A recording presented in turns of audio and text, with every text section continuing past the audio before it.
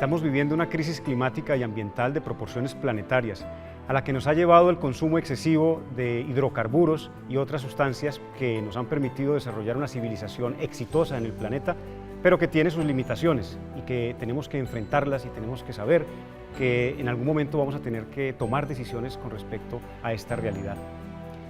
Me empecé a interesar por estos temas desde muy pequeño, viendo la serie Cosmos de Carl Sagan, donde ya se planteaban estos problemas que había en el planeta y cómo teníamos que enfrentarlos en el futuro.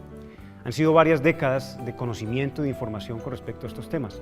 Ahora soy padre de familia, tengo 2 niños, vivimos en Medellín y vivimos toda esta realidad permanentemente también con ellos. Y para mí el poder explicarles a ellos la situación, el ver cómo responden y cómo la educación a través del proceso de formación de los hijos ayuda a entender cómo podemos cambiar y cómo podemos ser personas distintas a las que podemos enfrentar en el día a día y la realidad de lo que estamos viviendo. Aún estamos a tiempo de cambiar el rumbo, de solucionar un problema que nos afecta a todos y de los cuales ya estamos viendo las repercusiones en este momento. Yo soy Julio Cañón, soy profesor de la Universidad de Antioquia, ingeniero civil e hidrólogo de profesión. La pregunta es entonces, si supiéramos que tenemos la posibilidad de cambiar el destino de este planeta, cada uno de nosotros, ¿qué estaríamos nosotros dispuestos a hacer o a dejar de hacer para lograr vivir una vida plena, como la que queremos, pero en un planeta que está en una condición saludable?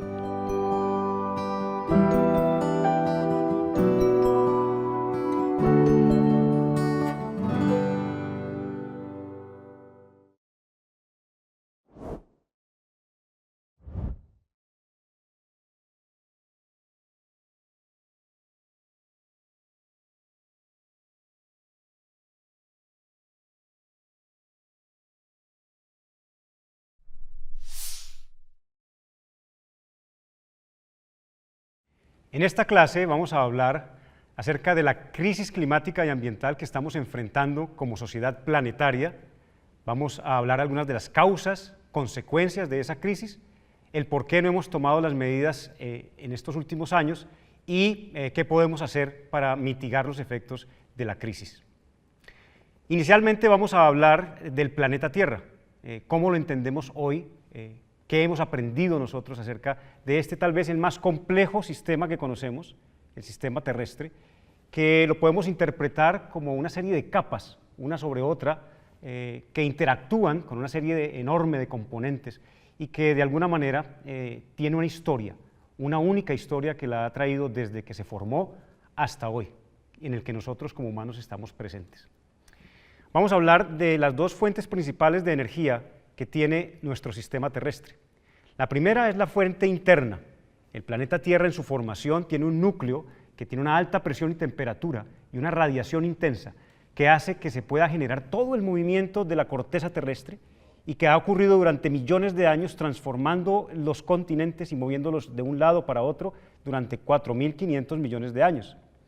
Este es el proceso de formación interno de la Tierra y donde se soportan todas las demás capas que hacen parte de este sistema. La otra gran fuente de energía proviene del Sol.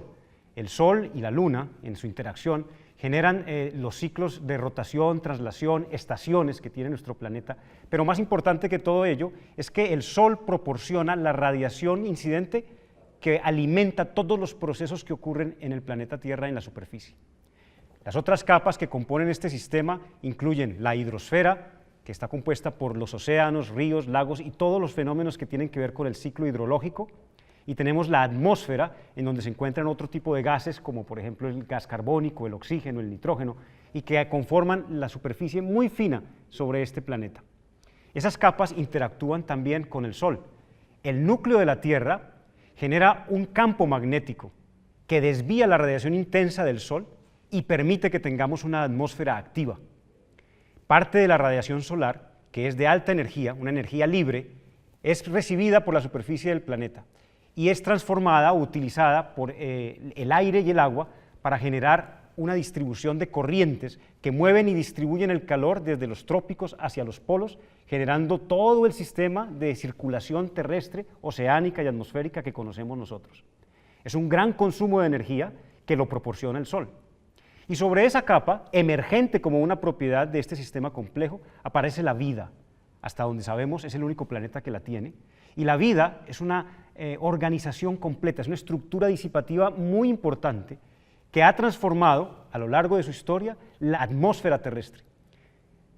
La atmósfera original de la Tierra tenía una gran cantidad de gas carbónico y fue la vida a través de la fotosíntesis la que redujo prácticamente a cero la existencia de ese CO2 en la atmósfera e incrementó la proporción de oxígeno que hay en este momento, que es del 20%. ¿Dónde quedó todo ese CO2 que estaba antes en la atmósfera?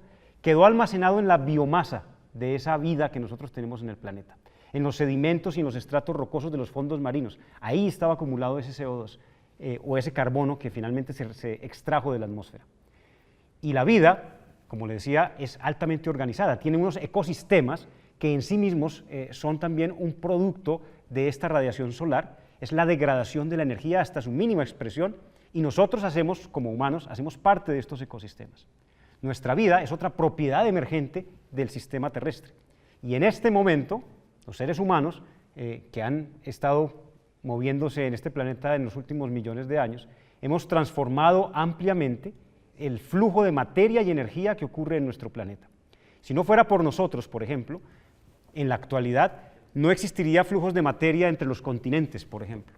Nosotros, los seres humanos, hemos transformado esos flujos.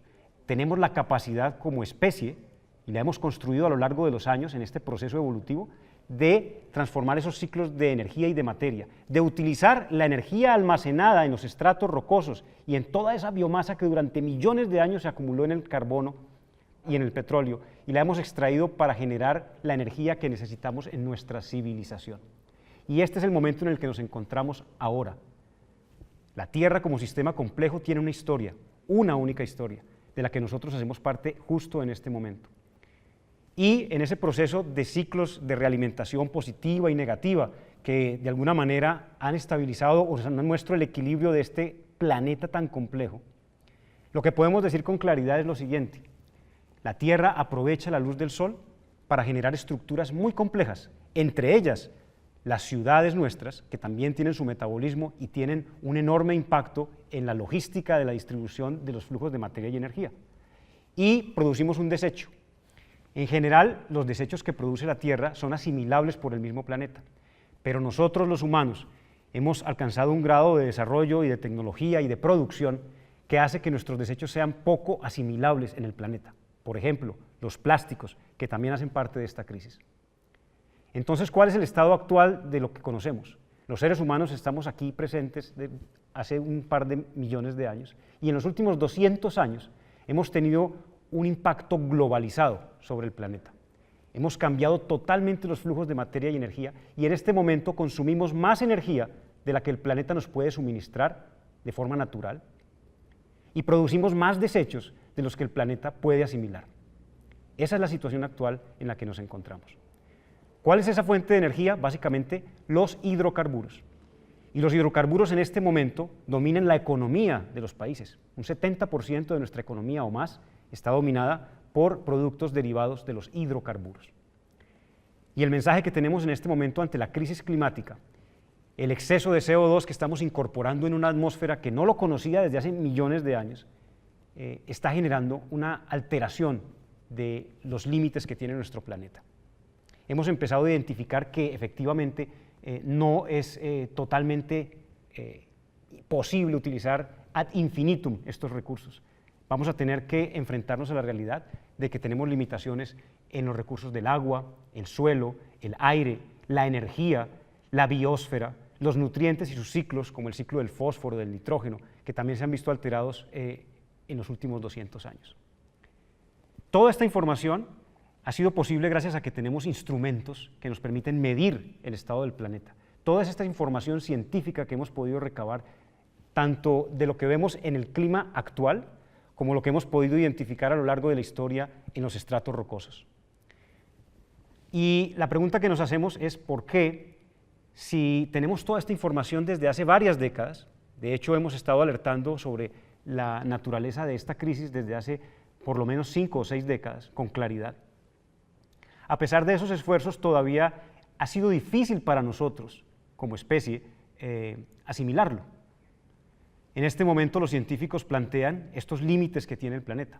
En los años 70 se habló de los límites al crecimiento y se hizo toda una serie de experimentos y de trabajos científicos tratando de ver hacia dónde iba la humanidad, esta humanidad nuestra, una humanidad capitalizada, una humanidad liberal que de alguna manera había alcanzado un grado de democracia sobre todo el mundo, pero que tenía ese propósito del crecimiento continuo, de la producción continua. Y bajo esos escenarios, básicamente, ya se planteaba lo que podía suceder en el futuro. En los límites que estamos analizando ahora, por ejemplo, está el uso del suelo, está el límite en el uso del agua, la contaminación de los recursos hídricos, la contaminación del aire que la vivimos en todas las ciudades del mundo, cada vez con más presión, y la limitación también porque al quitarle espacio con nuestras ciudades, nuestras carreteras y toda nuestra infraestructura a todos los demás ecosistemas del planeta, estamos limitando la posibilidad de que se desarrollen de la manera plena en la que deberían estar desarrollándose estos ecosistemas.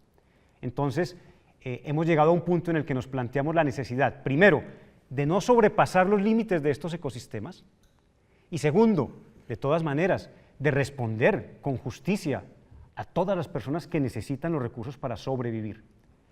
Estamos hablando entonces de una especie de franja justa de acción humana en donde le damos prelación a responder a las necesidades de todos los seres humanos que en este momento habitan el planeta, pero también reconociendo que no podemos sobrepasar esos límites planetarios que ya están algunos de ellos llegando o ya han sido sobrepasados incluso en sus capacidades.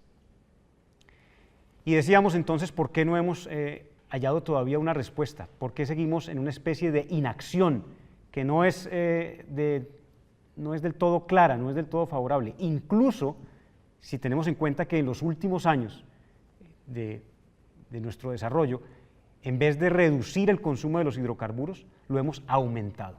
Sabiendo que deberíamos estar en una plena reducción de su uso, seguimos aumentando su consumo. ¿Por qué? Existen diferentes teorías, existen diferentes aproximaciones a esta razón. Y lo que se ha encontrado, lo que podemos entender acerca de nuestra naturaleza, es que también somos un sistema muy complejo, así como lo es la Tierra, la humanidad es un sistema complejo. Es un sistema que hoy en día está globalizado, que no tiene redundancias, es decir, que se comporta prácticamente como una sola civilización, y que está afectado por algunas características de los individuos, como nosotros, que somos individuos. Tenemos algunas características que nos restringen el entendimiento de la complejidad del problema, pero también existen elementos institucionales y culturales que están evitando que tomemos una decisión y que podamos cambiar de una manera radical y oportuna nuestros hábitos de consumo y nuestra forma de vivir en este planeta. Respecto a los individuos, hemos descubierto que cuando tenemos la posibilidad de elegir, que esto es muy importante, es decir, no estamos hablando de toda esa población humana, de la cual la mayoría es muy desigual en términos de ingresos y acceso a estos recursos, pero estamos hablando de aquellos de nosotros que tenemos el privilegio de tener estos recursos a la disposición. ¿Por qué no tomamos decisión para cambiar nuestros hábitos? Hemos encontrado que, primero, para nosotros es muy difícil captar la complejidad. Pensamos de una manera más simplificada la realidad. Segundo, tenemos ideologías muy claras, muy definidas desde que estamos formados en la familia y luego en el colegio, etc. Es muy difícil que cambiemos nuestras formas de pensar y nos adoptamos a ciertas ideologías. Tampoco somos capaces de adaptarnos al riesgo, no podemos ver el riesgo con claridad en lo que hacemos y preferimos los incentivos inmediatos a pensar en las consecuencias a largo plazo. Este tipo de situaciones hacen parte de lo que nosotros como individuos tenemos como limitaciones para entender y manifestarnos en esta crisis. Pero también las instituciones, por ejemplo, los gobiernos o las empresas, tienen sus propios objetivos que dificultan que puedan tomar acciones determinadas en favor de una sostenibilidad planetaria. Ellos tienen los objetivos de producción, de ganancias, de tener empleos, de salarios, etcétera, que dificultan que uno pueda, en algunos contextos, cambiar el rumbo de las instituciones. Y tenemos finalmente la cultura, el statu quo, la forma como normalmente vivimos, el orden social establecido. Es difícil, el orden social lo hemos establecido durante décadas para poder llegar a entender y poder socializar en un estado, en una comunidad. Y esas reglas de la sociedad, esa cultura, no se cambia fácilmente, puede generar un trauma social. Y para lograr esos cambios desde la política, a veces podemos hacer reformas dentro del sistema, por ejemplo, en este caso el sistema capitalista, lo que es relativamente posible, pero se puede demorar varias décadas. Hay otros que toman movimientos más radicales y quieren cambiar toda la estructura desde el principio, y eso hace que sea también muy difícil que se puedan tomar en serio algunas de esas posturas, y otros de ellos son reaccionarios al cambio. No lo quieren cambiar porque obviamente favorece algunos intereses. Entonces, básicamente como conclusión de ese por qué podemos decir que la sociedad humana como sistema es muy masiva, muy inercial y no puede cambiar fácilmente sus derroteros o sus caminos, aún sabiendo que vamos a enfrentarnos a una crisis que puede poner en riesgo ese mismo sistema. Y de alguna manera lo que los científicos ahora plantean es que por todo lo que hemos visto hasta ahora, lo que se ha desarrollado a lo largo de estas últimas décadas, la humanidad parece que ha seguido el camino que se tenía como previsto, era la tendencia. Es decir, que seguimos la tendencia en el escenario en el que vamos a llegar posiblemente a un colapso. Esa es la realidad que podemos enfrentar en este momento. Y puede ser muy rápido. Hemos visto en la naturaleza misma de este planeta complejo que cuando se superan ciertos umbrales, las respuestas pueden ser casi que inmediatas. Y los cambios pueden ser, pues, en el caso de este colapso, supremamente catastróficos y traumáticos. Pero todavía tenemos algunas opciones dentro de esta pequeña ventana de actuación que podemos tener para actuar ante la crisis ambiental y climática. ¿Qué podemos hacer? Tenemos a nuestra disposición una serie de oportunidades tecnológicas, pero también, obviamente, de cambios de hábitos personales en esta cultura. Dentro de las opciones tecnológicas que podrían reducir o mitigar rápidamente el impacto de los gases que estamos emitiendo en la atmósfera, está, por ejemplo, evitar el desperdicio de comida. Imaginemos esto, cuando pensamos que nosotros como individuos no tenemos nada que hacer, que posiblemente son los gobiernos los que deben decirnos cómo actuar y que nosotros debemos responder a las políticas o a las normas, a los incentivos o a los impuestos que nos impongan desde los gobiernos. Lo que han descubierto los científicos en términos del balance posible y las mejoras que podemos tener en este sistema, la primera opción es evitar el desperdicio de comida, desde la producción, el transporte, el consumo y la disposición final de esa comida. Es algo que está en nuestras manos hacerlo. Lo segundo, dentro de ese mismo rubro, es comer más vegetales, dietas más ricas en vegetales, es decir, evitar las carnes. ¿Por qué? Porque realmente la producción de carne, primero, ocupa mucho espacio y mucho territorio que es fértil y que podría utilizarse para sembrar muchos cultivos que podrían alimentar mucho más a la población. Y segundo, están produciendo gases también de efecto invernadero como el metano, que de alguna manera hay que controlar. Entonces, esas son las dos primeras medidas. También la transformación de los sistemas de producción de energía, es decir, pasar de la energía basada en hidrocarburos y en carbón a energía eólica, energía mareomotriz, energía solar, energía nuclear, que pueden ser alternativas que en el corto plazo podrían cambiar y alterar el uso que tenemos en este momento de los combustibles. Pero no solamente para la energía que consumimos en nuestros hogares o en las ciudades en general, sino también la del transporte.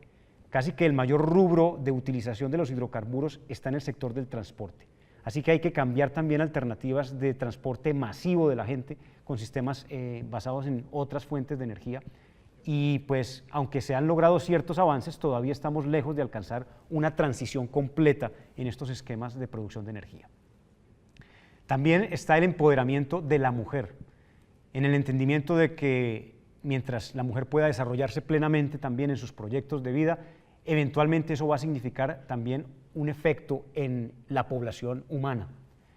Hoy sabemos que seguimos incrementando nuestra población, pero la realidad es que estamos llegando a una especie de zona por debajo del reemplazo que debería tener de 2.1, por ejemplo, de habitantes en la tasa de crecimiento. Estamos llegando a una tasa de reemplazo un poquito menor, es decir, que la humanidad va a llegar a un punto de mayor, un pico, y luego va a empezar a decrecer. Esto es lo que se piensa que va a suceder hacia el final de este siglo. Pero en principio sigue creciendo la población y tenemos que responder a esas necesidades. Como vemos, estas tecnologías están a nuestro alcance. Son tecnologías que se pueden emplear en nuestras ciudades por ejemplo, la transformación de la refrigeración, que es otro gran elemento que afecta el uso de la energía en todo el planeta, está dentro de nuestro alcance. ¿Cuál es el problema? El problema es que enfrentamos también un dilema ético, y ese también es un punto clave de esta discusión.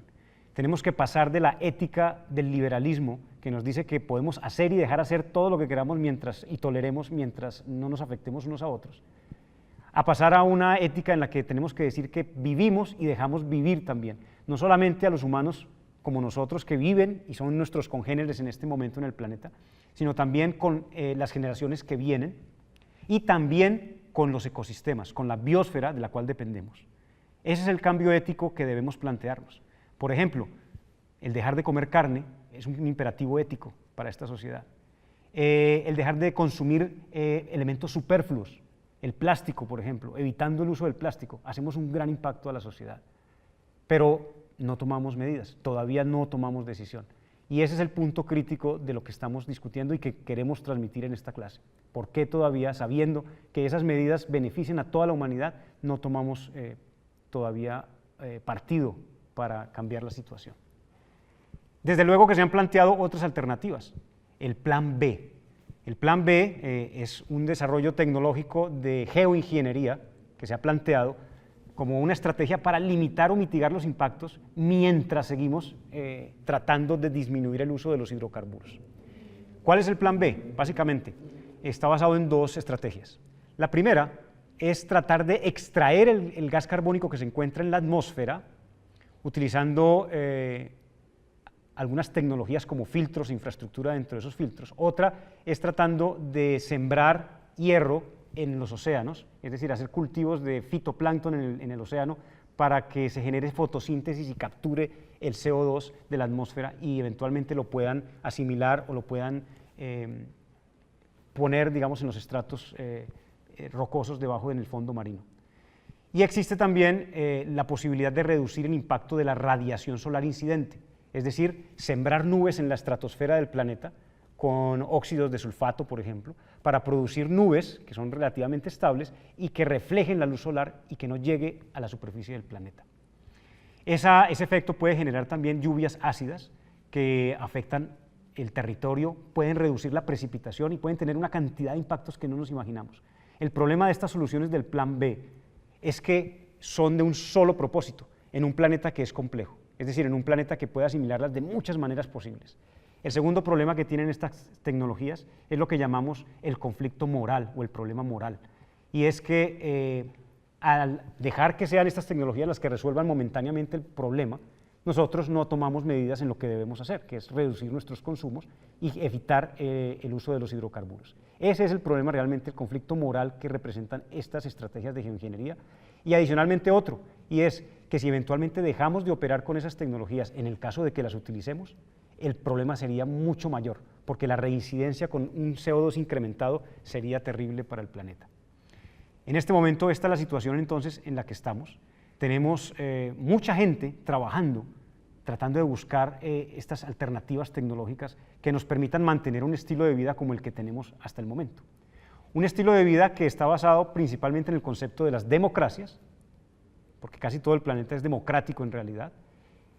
Está basado en un liberalismo económico en el que prácticamente favorecemos el consumo masivo de bienes y servicios y eso requiere una producción y un uso de energía extraordinario.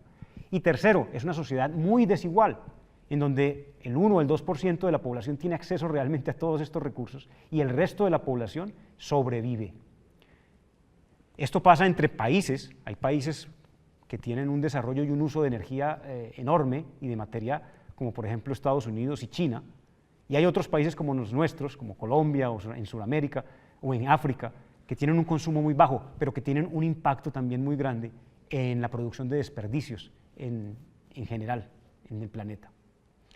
Así que la respuesta no es solamente en el sentido de una sola sociedad, es difícil llegar a una gobernanza planetaria, pero se están identificando pasos para tratar de entender cómo podemos trabajar conjuntamente con esa ética de que todos debemos tener bienestar en este planeta, no solamente los humanos, sino también la biosfera y los ecosistemas que habitan también con nosotros este planeta.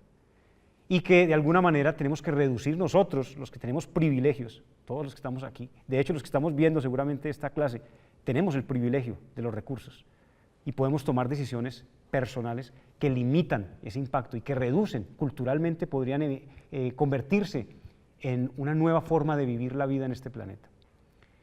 Esta es entonces la situación en la que estamos, un planeta que históricamente ha logrado esta complejidad a lo largo de 4.500 millones de años, una especie tecnológica, que es la especie humana, que ha logrado transformar, emerger como un elemento constitutivo de este sistema, que es más complejo aún, y con toda su logística ha empezado a utilizar grandes cantidades de energía y de recursos y producir desperdicios que no se pueden desechar fácilmente. Tenemos este conocimiento desde hace muchas décadas y no hemos sido capaces todavía de tomar acciones concretas, principalmente porque tenemos limitaciones como individuos, como sociedades y como instituciones que nos han impedido actuar de una manera mucho más fluida, mucho más rápida para enfrentar esta crisis.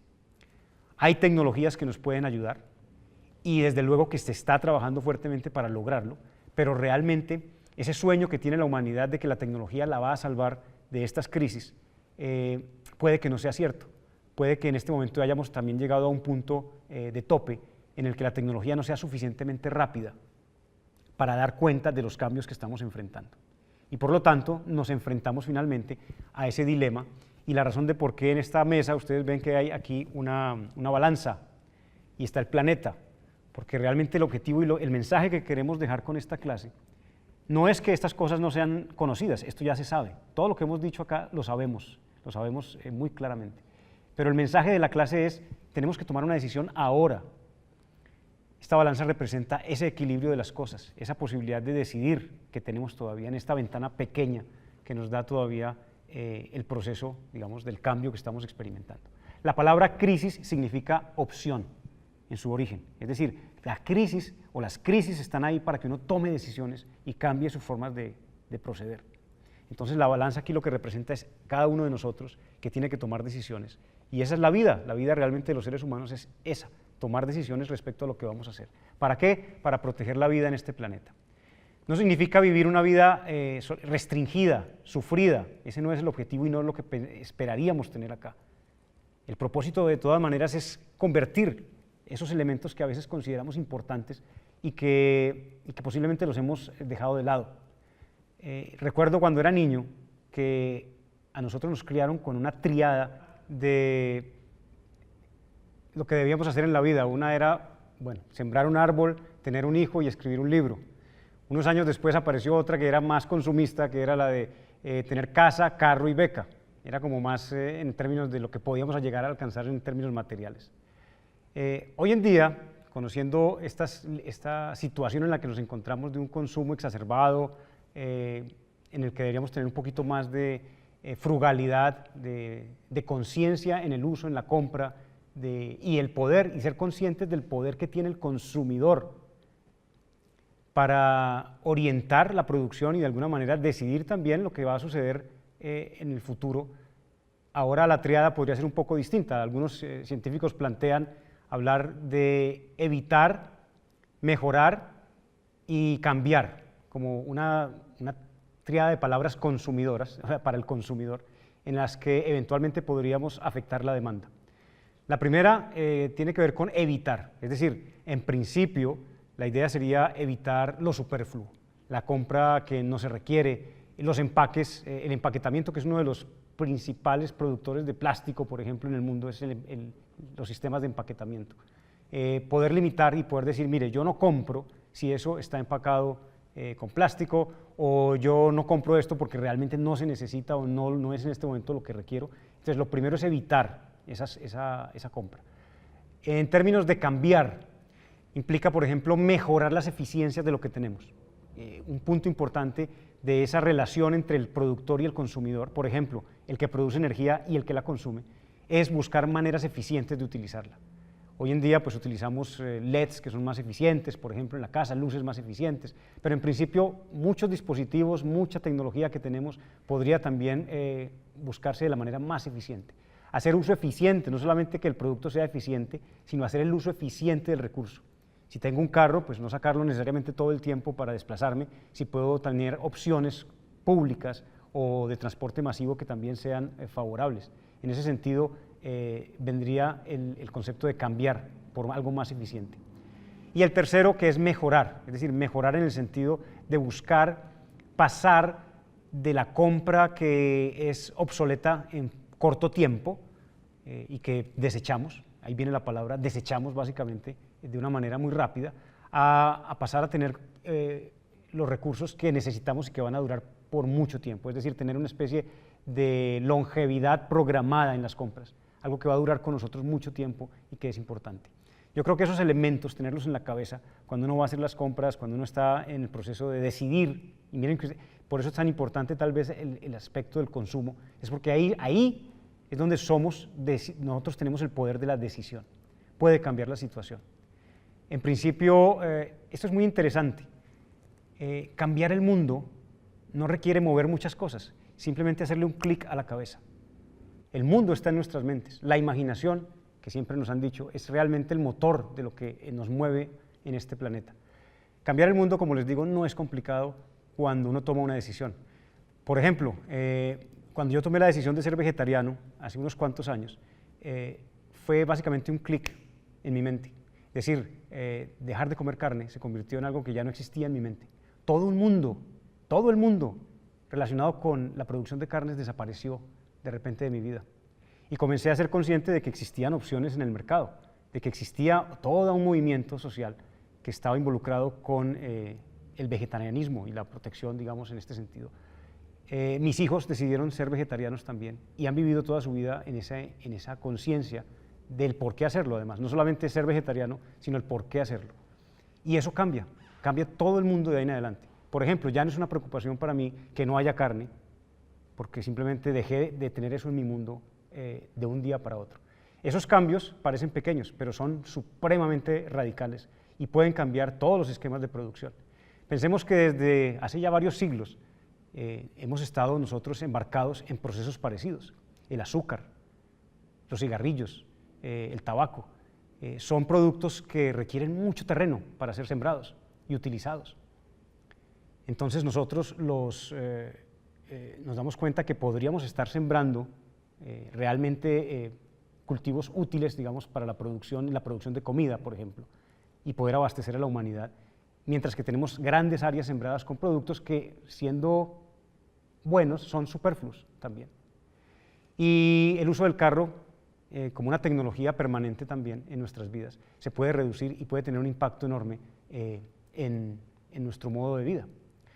Entonces yo creo que esos elementos muestran que sí podemos actuar con decisión como individuos. Que no queramos hacerlo es otra cosa, esa es la decisión que tenemos nosotros. Pero que existe la posibilidad y que realmente uno puede notar los cambios es algo interesante. Entender que somos agentes de cambio, que los seres humanos realmente no somos homogéneos, ni tenemos que vivir una vida homogénea, toda definida de principio a fin, sino que tenemos la oportunidad de cambiar. Y eso es tal vez lo que nos hace más humanos todavía, es que podemos enfrentarnos a esos cambios. No todo será individual, y en este momento hay una discusión enorme entre varios bandos que dicen que el individuo no puede tomar posición en esta sociedad y que por lo tanto pues nosotros no somos responsables de lo que está sucediendo, somos las víctimas. Esa es una forma facilista de entenderlo.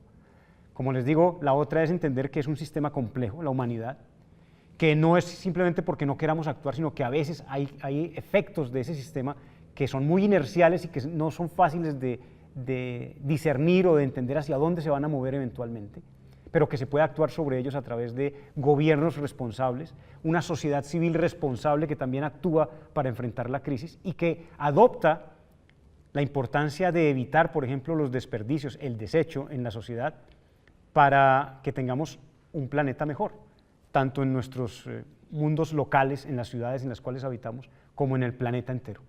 Este es el mensaje entonces que queremos dejar para ustedes en esta clase sobre la importancia de plantearnos esta crisis con seriedad y que eventualmente veamos qué sucede. Tenemos unos cuantos años más para ver lo que se ha planteado como el evento, el horizonte de este siglo, de lo que pueda suceder, pero en principio hay que tomar las decisiones en este momento. El planeta, desde luego, que va a reaccionar con o sin nosotros, así que básicamente está de nuestro lado tomar esas decisiones. Gracias.